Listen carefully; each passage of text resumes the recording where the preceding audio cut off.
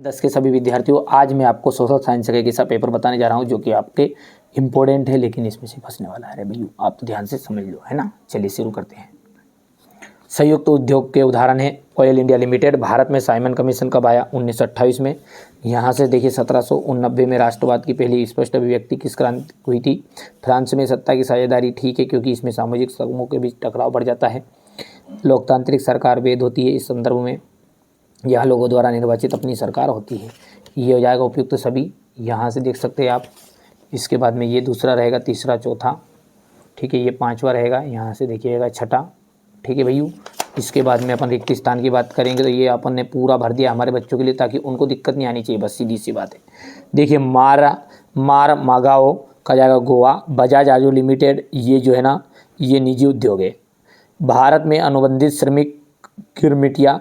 सरकार में विभिन्न अंगों के बीच सत्ता का जो बंटवारा होता है उसे कहते हैं अपन अधिकारों का वितरण। BMI का जाएगा पोषक स्तर पर गणना। और असिंचित भूमि, सरकार द्वारा नहरों का निर्माण, ठीक है। चलिए इसके बाद में ये यहाँ से आ जाएगा ये, ठीक है भैया। इसके बाद में एक वाक्य उत्तर मैंने पूरा भर दिया, हमारे बच्चों को तकलीफ ना हो इसलिए। इसके बाद में ये यहाँ से यहाँ तक। चलिए आगे बढ़ते हैं। वन्य जीवन का विनाश मात्र जीव विज्ञान का विषय है, ठीक है। तो ये आपका सत्य या असत्य है, तो ये पहला आपका असत्य रहेगा। विश्व की सबसे लंबी राजमार्ग सुरंग अटल टनल सीमा सड़क संगठन द्वारा बनाई गई है, ये आपकी सत्य रहेगी।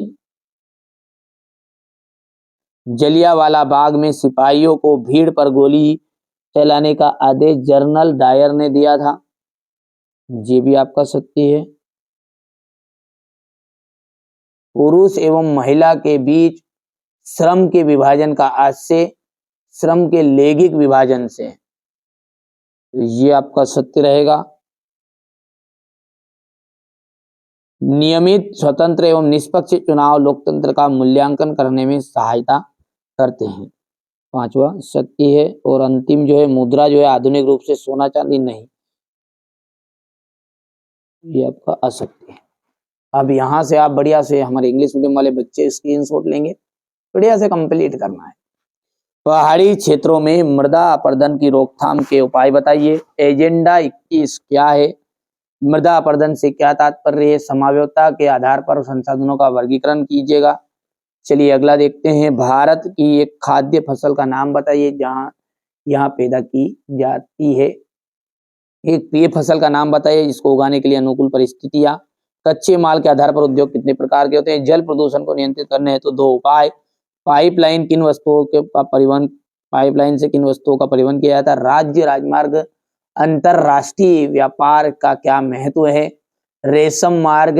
गिरमिटिया मजदूर कौन थे? ठीक है भैया।